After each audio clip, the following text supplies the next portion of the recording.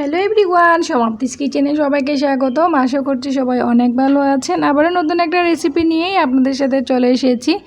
আজকে আমি আপনাদের সাথে খুবই সহজে কাপকাপি রেসিপি শেয়ার করব। তো আমি আশা করছি আজকে আমার রেসিপিটা আপনাদের কাছে ভালো লাগবে। রেসিপিটি শুরু করার আগে সবার কাছে একটা রিকোয়েস্ট থাকবে, যদি আমার রেসিপিটি ভালো লেগে থাকে তাহলে অবশ্যই লাইক, কমেন্ট, শেয়ার করবেন এবং সাবস্ক্রাইব করে পাশে থাকবেন। পরবর্তী কোনো রেসিপি পাওয়ার জন্য পাশে থাকা বেল আইকনটা প্রেস করে রাখবেন, এতে করে যে কোনো নোটিফিকেশান আগে আপনাদের কাছে চলে যাবে। তাহলে চলুন আমরা রেসিপিটা শুরু করি।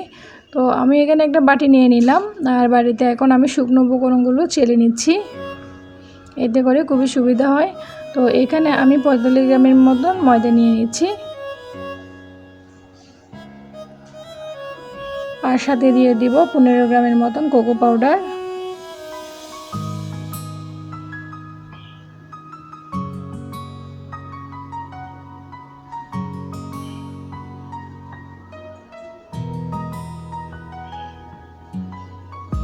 আর এখানে আমি 1/4 টিস্পুন পরিমাণ দিয়ে দিব বেকিং পাউডার। তো চিনিটা আমি পরে অ্যাড করে নিব, আর এগুলো এখন আমি চেলে নিব, এতে করে কোনো প্রকার লাম্পস থাকলে সেটা বেরিয়ে আসবে। তো এই অবশিষ্ট অংশটা আমি ফেলিয়ে দিব।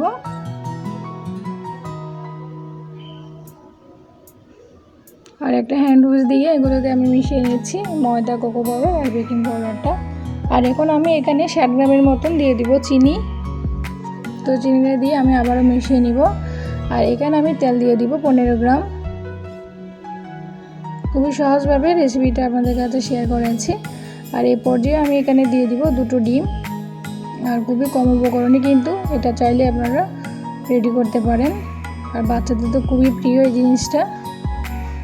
তো এখন একটা বিটার দিয়ে আমি এটাকে বিট করে নিব যতক্ষণ না পর্যন্ত কালারটা চেঞ্জ না হয়।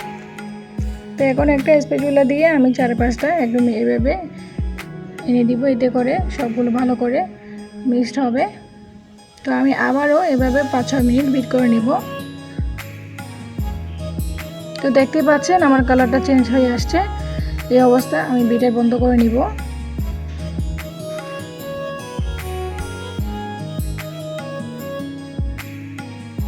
তো আমার ব্যাটারটা রেডি হয়ে গেছে। আর এখন চারপাশে আমি একটু এভাবে মিশিয়ে নিচ্ছি সবগুলো।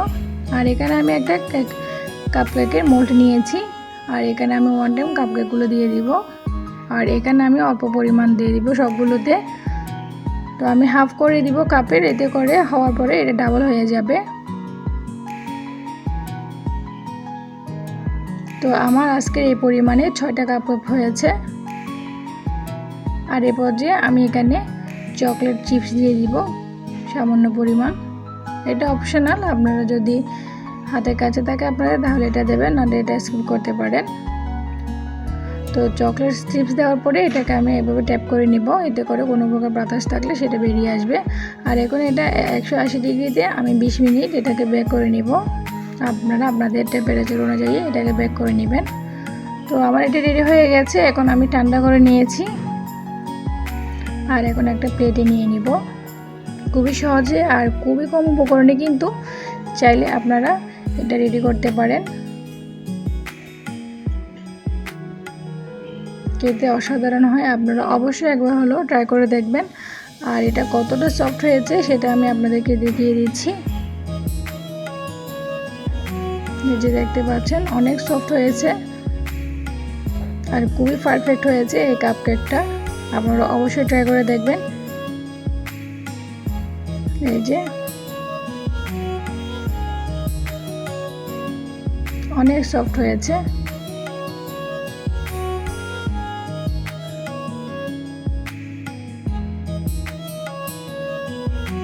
তো ভিতরটা কেমন হয়েছে আমি আপনাদেরকে দেখিয়ে দিচ্ছি।